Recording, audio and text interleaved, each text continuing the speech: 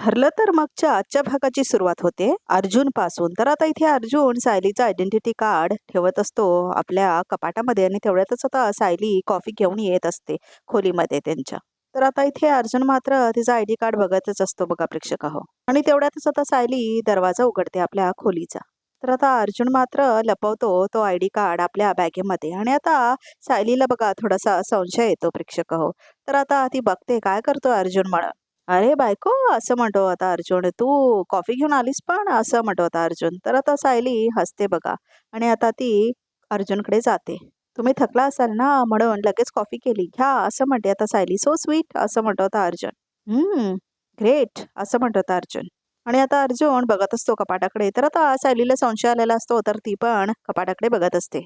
आणि आता इथे मैपत आपल्या गुंडांकडून मसाज करून घेत असतो. तेवढ्यातच त्याला कॉल येतो. तर आता मैपत म्हणतो, "कोण बोलतंय?" "तुमची लाडकी प्रिया बोलतीये," असं म्हणते आता प्रिया. "जिला तुम्ही सतत चिचुंद्री, चिचुंद्री म्हणून हेटाळणी करताय ना, तीच," असं म्हणते आता प्रिया. तर बघा प्रेक्षक हो, आता प्रियाला सबूत पाहिजे असतो ना, की मैपत तिच्या जीवावर उठलाय म्हणून. तर आता ती मुद्दाम त्याला पोक करते बघा प्रेक्षक हो. "तुझ्याकडे कुठून फोन आला चिचुंद्रे?" असं म्हणतो आता मैपत. "तुम्हाला काय वाटलं तुम्ही तुमच्या राजकन्येला फोन देणार आणि मी का बिना फोनचीच बसणार? तुमची मुलगी तिथे जेलमध्ये सडतीये आणि मी मी सुटलीये सुद्धा," असं म्हणते आता प्रिया. "तू तर लई फुसकाऱ्या मारायला लागली आहेस," असं म्हणत होता मैपत. "मग मारणारच ना," असं म्हणते आता प्रिया. "बघा ना, मी इथे हॉस्पिटलमध्ये मस्त आरामात राहतीये, चांगलं-चुंगलं खातीये आणि तुमची राज्यकन्या साक्षी, ती तिथे काय खातीये? तर कच्च्या रोट्या आणि डाळीचं पाणी," असं म्हणते आता प्रिया. तर आता मैपत म्हणतोय, "जास्त नको बोलू हं.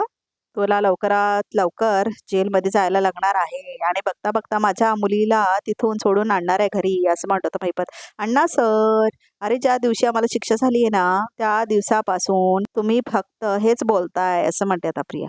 "काय केलं पुढे? हां, काय केलं? काय नाही," असं म्हणते आता प्रिया. "मी काय म्हणते अण्णा सर, तुम्ही कबूल करून टाका ना," असं म्हणते आता प्रिया. "की मी तुमच्या साक्षीपेक्षा जास्त हुशार निघाले," असं म्हणते आता प्रिया. "तुमचं आणि तुमच्या लेकीचं माकड करून टाकलंय मी," असं म्हणते आता प्रिया.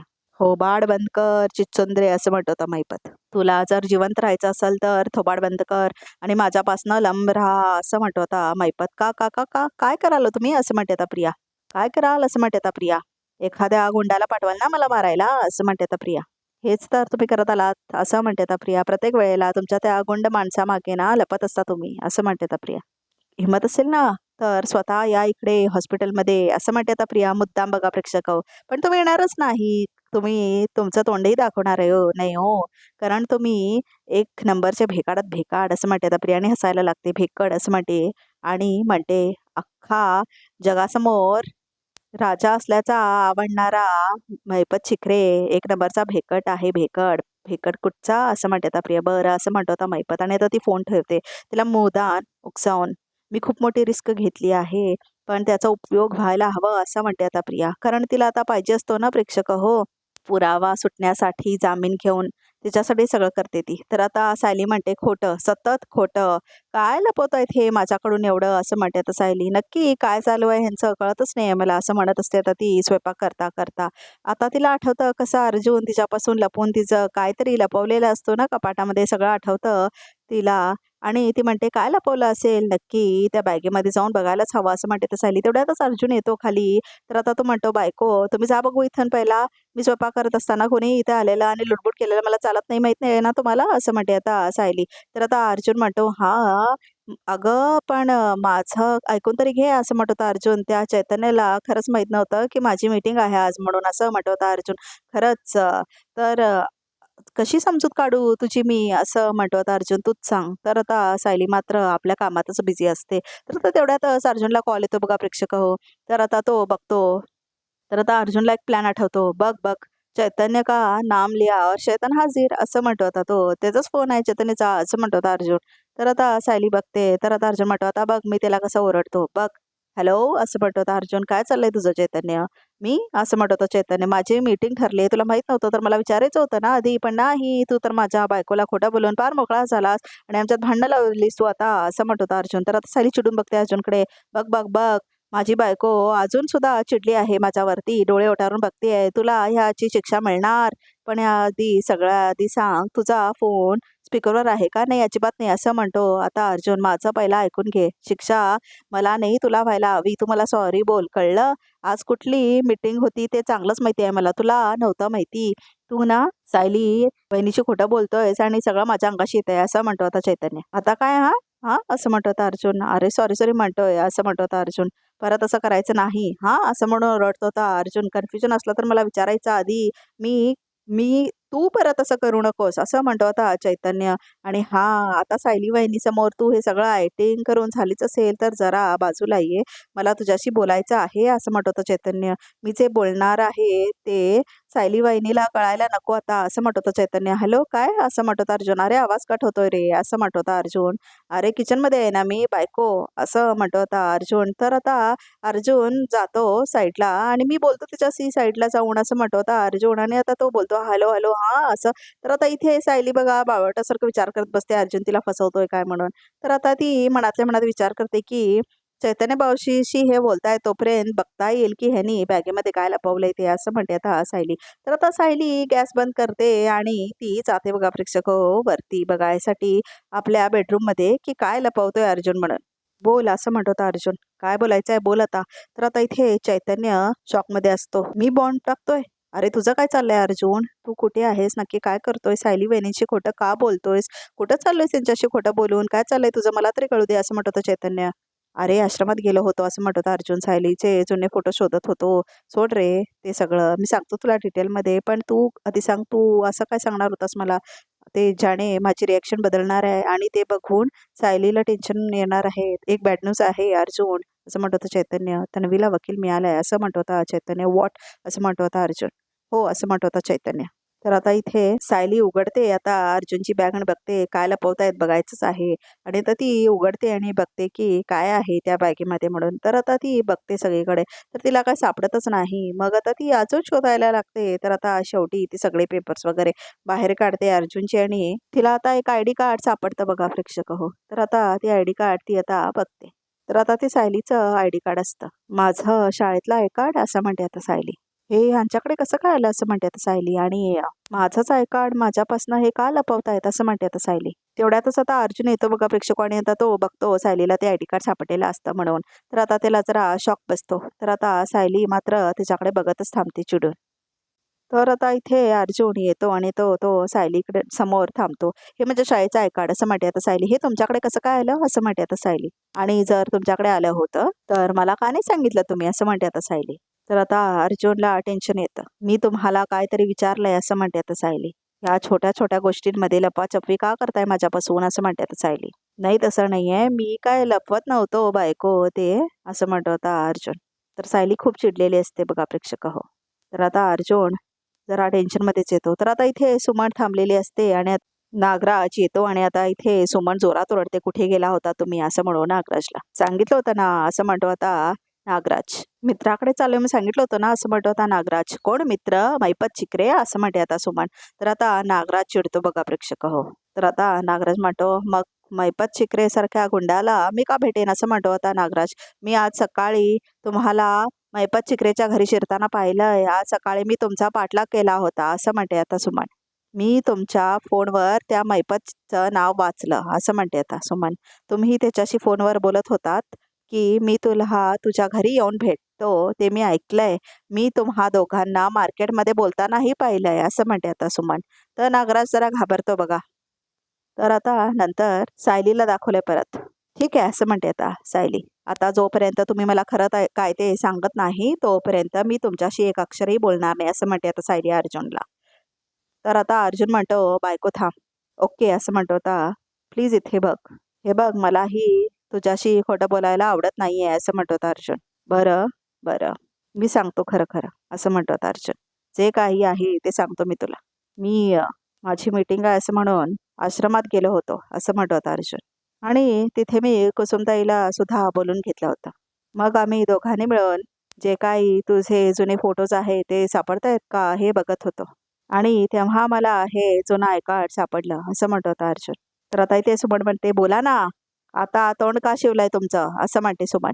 तर खूप चिडलेली असते सुमन. तर आता नागराज म्हणतो, "हे बघ सुमन, तू जे समजतेस ना तसं काही नाही आहे असं म्हणत होता नागराज. आता आणखी खोटं बोलू नका हां असं म्हणते आता सुमन. तुम्ही आजपर्यंत मला आणि भाऊजींना फसवत आलात असं म्हणते आता सुमन.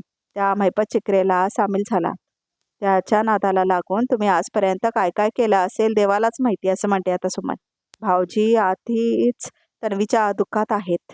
त्यांना हे सगळं कळलं की तुम्हाला हे असं वागताय तर त्यांना किती वाईट वाटेल असं म्हणते आता सुमन. पण तरीही मी त्यांना हे सगळं सांगणारच आहे की. तर आता नागराज सुमनचा गळा आवळतो बघा प्रेक्षक. गप्प बसायचं. हे एकदम तोंड गप्प ठेवायचं असं म्हणत होता नागराज. नाहीतर ही चिप हुसळवून हातात देईन. काय काय हे हा ह्या डोक्यात जो चिखल भरलाय ना तुझ्या, हे जे काय बडबड करतेस ना, फक्त तुझ्या डोक्यात ठेवायचं, बाहेर नाही काढायचं. बाहेर काढायचं नाही ठरलं, कळलं का असं म्हणत होता नागराज. येता जाता मला 1000 प्रश्न विचारायचे नाहीत. मग कोणाला भेटायला गेला होतात, काय करता, कुठे करता, हे काही विचारायचं नाही असं म्हणत होता नागराज. हे मी जे सांगतो ते ऐकायचं आणि गप्प बसायचं, गप्प गप्प बसायचं एकदम असं म्हणत होता नागराज. आणि हे जे हेरगिरी चालू असते ना तुझी, पाठीमागे संशय घ्यायचं माझ्यावरती आणि हे सगळं आता बंद करायचं. अजिबात काय करायचं नाही, कळलं असं म्हणत होता नागराज. तर आता सुमनला एकदम थक्का बसतो आणि आता ती जोर जोरात रडायला लागते बघा प्रेक्षक हो. आणि तिला खूप मोठा धक्का बसतो आणि आता ती कोसळते खाली. आता इथे मैपतला दाखवलंय परत प्रेक्षक हो. ह्या प्रियाचा त्रास आतापर्यंत लई सहन केला असं म्हणत होता मैपत. पण आता नाही, हिचा माज तिथल्या तिथे चेचायला पाहिजेत असं म्हणत होता मैपत. लाई चुरू चुरू चालले ना हिची जीप. ही एक काम करतो, तिची जीपच कापून टाकतो, मग हिची अक्कल ठिकाण्यावर येईल असं म्हणत होता मैपत. तर आता इथे सायली म्हणते अर्जुनला, पण काय करताय तुम्ही हे सगळं आणि हात लपवण्यासारखं काय होतं. तर आता अर्जुन म्हणतो, सांगतो सांगतो सगळं सांगतो तुला, बस इथे तू असं म्हणतो होता अर्जुन सायलीला. बस इथे, तुला सांगतो मी. तर आता अर्जुन बसतो तिच्या समोर आणि आता तो म्हणतो, हे बघ मी जे काय करतोय त्याचा एंड रिझल्ट काय होणार आहे हा मला माहित नाहीये. आणि मला तुला अर्धवट काही सांगायचं नव्हतं असं म्हणत होता अर्जुन. मला माहिती आहे की तुला जास्त त्रास होणार आहे ते ऐकून. तर आता सायली म्हणते, त्रास? अहो, मधुभाऊंच्या बाबतीत काय आहे का? म्हणजे त्यांची कुठली ट्रीटमेंट तुम्ही करण्याचा प्रयत्न करताय म्हणून माझा फोटो आय कार्ड लागणार आहे असं म्हणते तर सायली. हे मधुभाऊंबद्दल नाही आहे, हे तुझ्याबद्दल आहे सायली असं म्हणतो होता अर्जुन ओरडून तिला सांगतो हे सगळं. तर आता सायली म्हणते, माझ्याबद्दल? माझ्याबद्दल काय? तर आता सायली म्हणते, आता सांगाल का माझा जीव जाईल इथे. मी तुझ्या खऱ्या आईबाबांना शोधतोय असं म्हणत होता अर्जुन. तर आता इथे धक्काच बसतो सायलीला. आता इथे सुमन चहा घेऊन येते बघा प्रेक्षक हो. आणि आता ती म्हणते, हे बघ घ्या अहो कॉफी असं म्हणून सुमन देते आता नागराजला आणि दूध देते ती रविराजला. वहिनी दूध असं म्हणून आता सुमन देते प्रतिमाला. सुमन तू प्रतिमाचं दूध मला दिलं आणि माझी कॉफी प्रतिमाला आई आहो का असं म्हणते सुमन. सॉरी असं म्हणते आता ती. अगं काही हरकत नाही, असं होतं कधी कधी असं म्हणतो आता रविराज. तर आता नागराज म्हणतो, अगं काय हे कॉफीचं साखर साखर का नाही घातली माझ्या असं म्हणतो आता नागराज. बिन साखरेची कॉफी तर माझी असते असं म्हणतो आता रविराज. तर आता रविराज म्हणतो, एक मिनिट हा. ही साखरेची कॉफी मला आली आहे असं म्हणतो आता रविराज. घ्या असं म्हणतो आता नागराज. नागराज बहुतेक तुझी कॉफी तिने मला दिली आणि माझी कॉफी तुला असं म्हणतो आता रविराज. तर आता प्रतिमा म्हणते, सुमन ठीक आहेस ना ग असं म्हणते आता प्रतिमा. हो वहिनी असं म्हणते आता सुमन. मी ठीक आहे, ते कामाच्या गडबडीमुळे झालं असेल असं असं म्हणते आता सुमन. त्या मी दोघांची कॉफी बदलून आणते पटकन हा असं म्हणते आता सुमन. तर आता ती नागराचा कप घेते आणि आता तिच्या हातातून तो कप पडतोच बघा खाली प्रेक्षक हो. तर आता फुटून जातो तो कप. ए बिंडोक लक्ष कुठं असतं तुझं, काय केलंस हे असं म्हणतो होता नागराज. असू दे भाऊजी, भाजलं का असं म्हणते आता प्रतिमा. नाही नाही वहिनी काहीच झालं नाही आहे असं म्हणते आता सुमन. तर आता रविराज म्हणतो, सुमन अगं तू असा वेंधळेपणा कधी करायचीच नाहीस असं म्हणतो होता रविराज. काय करत नाही असं म्हणतो होता नागराज. प्रत्येक गोष्टीत ही वेंधळेपणा करत असते असं म्हणतो होता नागराज. तर आता प्रतिमा म्हणते, सुमन गेले काही दिवस बघतीये मी तुझं कशातही लक्षात नाही आहे, काय झालंय काय असं म्हणते आता प्रतिमा. तर आता सुमन म्हणते, नाही नाही अहो वहिनी काहीच झालेलं नाही आहे असं म्हणते आता सुमन. तर नागराजला खूप भीती वाटत असते. हे मी माझ्या मेलीची अशी गडबड चालूच असते असं म्हणते आता सुमन. मी हे सगळं साफ करायला आणते हा असं म्हणते. आणि आता ती सुमन आणायला जागते फडका. तर आता रविराज म्हणतो नागराजला, तू काय बोललायस का तिला असं म्हणतो आता रविराज नागराजला. एवढी स्ट्रेस का वाटते ती. तर आता नागराज म्हणतो, अरे मी नाही काय बोललो तिला असं म्हणतो आता नागराज. तुला माहिती आहे ना तिचा स्वभाव कसा आहे ते. प्रत्येक गोष्टीत काही ना काही घोळ घालूनच बसते ती, असं म्हणतो आता नागराज. तर रविराज म्हणतो, "नीट वागत जा जरा तिच्याशी, नाहीतर आमच्या समोरच तू किती जोरात ओरडतोस तिला. सॉरी, ते ॲक्चुअली तो कप फुटला ना एकदम, त्यामुळे माझा टेम्पर हाय झाला," असं म्हणतो आता नागराज. तर आता पुढे नागराज म्हणतो, की "पुढच्या वेळी मी नक्की लक्षात ठेवेन आणि चांगलं वागेन आता सुमनशी," असं म्हणतो तो. तर आता इथे सायली म्हणते अर्जुनला, "कोणी सांगितलं होतं तुम्हाला हे सगळं करायला?" असं म्हणते आता सायली अर्जुनला. "मुळात तुम्हाला हे सगळं सुचलत कसं? मला जे नको आहे ते तुम्ही का करताय?" असं म्हणते आता सायली. तर आता इथे अर्जुनला कळतच नाही असं का म्हणते आहे सायली म्हणून. तर आता सायली म्हणते, "नाही, बरोबर होतं तुमचं. मला त्रास होणारच आहे ही गोष्ट कळल्यावर म्हणून. तुम्हाला मी शोध घ्यायला सांगितलंय त्यांचा. मला जे नको आहे त्यात मला तुम्ही का ढकलताय?" असं म्हणते आता सायली. "अगं, तू अशी का रिॲक्ट होतेस?" असं म्हणतो आता अर्जुन. तर आता अर्जुन म्हणतो, "हे बघ, तू इमोशनल आहेस हे माहिती आहे मला आणि म्हणूनच मला वाटलं की तुझ्या खरी आई-बाबांना भेटून तुला किती आनंद होईल," असं म्हणतो आता अर्जुन. "तुम्हाला कळत कसं नाही आहे?" असं म्हणते आता सायली. "अहो, मला माझ्या खऱ्या आई-बाबांचा शोध घ्यायचा नाही आहे," असं म्हणते आता सायली. आता ती खूप चिडते प्रेक्षक हो आणि आता सायली खूप वैतागलेली असते आणि अर्जुन म्हणतो, "का?" तर आता सायली जाऊन थांबलेली असते दुसरीकडे. "तुला तुझ्या आई-बाबांना शोधायचं का नाही आहे?" असं म्हणतो आता अर्जुन. तर आता सायली म्हणते, "काय माहिती आहे तुम्हाला त्यांच्याबद्दल? सांगा ना, काय माहिती आहे?" असं म्हणते आता सायली. "ते कसे दिसतात? कुठे असतात? त्यांचा व्यवसाय काय? काहीतरी माहिती आहे तुम्हाला त्यांच्याबद्दल?" असं म्हणते आता सायली.